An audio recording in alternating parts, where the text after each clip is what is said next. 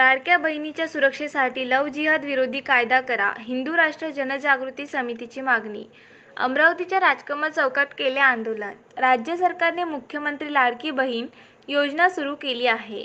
मात्र लव्ह जिहाद धोक्यामुळे हिंदू युवती आणि महिला अजूनही असुरक्षित आहेत. त्यांची निर्घृण हत्या सुरूच आहे. अशा परिस्थितीमध्ये लाडक्या बहिणी योजनेच्या आधी बहिणींना सुरक्षा द्या. बहिणींची सुरक्षाकरिता राज्यात तात्काळ लव्ह जिहाद विरोधी कायदा लागू करावा. या मागणीसाठी अमरावती शहरातील राजकमल चौक येथे आज 5 ऑगस्ट सोमवार रोजी 4 वाजता दुपारी हिंदू राष्ट्र जनजागृती समितीच्या वतीने आंदोलन करण्यात आले. आम्ही सर्व हिंदुत्ववादी संघटना इथे उपस्थित आहे.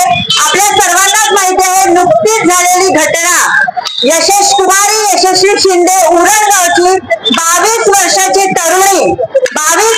तरुणी तिची निर्घृणपणे हत्या करण्यात येते आणि पुन्हा एकदा एक तरुणी श्रद्धा वायकर नंतर पुन्हा एक प्रकरण येतं लव्ह जिहादचं, ते म्हणजे कुमारी यशस्वी शिंदेचं. असं कितीतरी प्रकरण म्हणजे आपल्या राज्यामध्ये 2008 ते 2011 या 4 वर्षामध्ये 22 प्रकरण ही उघडी झालेली आहे.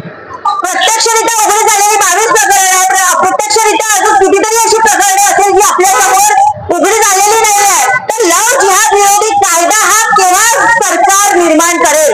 आणि जसा आता त्यांनी आपल्याला सांगितलं की उत्तर प्रदेश इथे जसा लव्ह जिहाद विरोधी कायदा लागू करण्यात आलेला तसाच कायदा आपल्या इथे ज्यावेळेला लागू करेल त्यावेळेला यशस्वी शिंदे सारखी जी युवती जिची निर्घृणपणे हत्या करण्यात आली तिच्या जो पण कोणी आहे त्या भर चौकात फाशीची शिक्षा देण्यात यावी. की हे करायला पुन्हा एकदा कोणी धजावणार नाही. कारण ते वारंवार लव्ह जिहाद सारखा विषय आणि वारंवार आपल्या तरुणी प्रेम प्रकरणाच्या जाळ्यामध्ये अडकून कारण आपण इथे होऊ शकतो. कारण की ज्यावेळेला तुम्ही अशी निर्घृणपणे हत्या करता मुलींची तर त्यावेळेला फसवणूकच असते. एका तरुण वयामध्ये त्या वयातल्या मुलींना त्या प्रकारे पद्धतीने त्यामध्ये आणणं ही एका प्रकारची फसवणूक आहे. आणि सरकारने यावर त्वरित कायदा लागू करावा हीच आम्हा सर्व संघटनेची याद्वारे मागणी आहे. तर या मागणीला यश मिळायलाच हवं. कारण पुन्हा हे प्रकरण जर उघडीस आलं तर पुन्हा याच घटनाची पुनरावृत्ती श्रद्धा वायकर झाली, यशस्वी शिंदे झाली, त्यानंतर शुक्ला झाली, त्यानंतर रुपाली झाली, अशा कितीतरी मुलींची उदाहरणं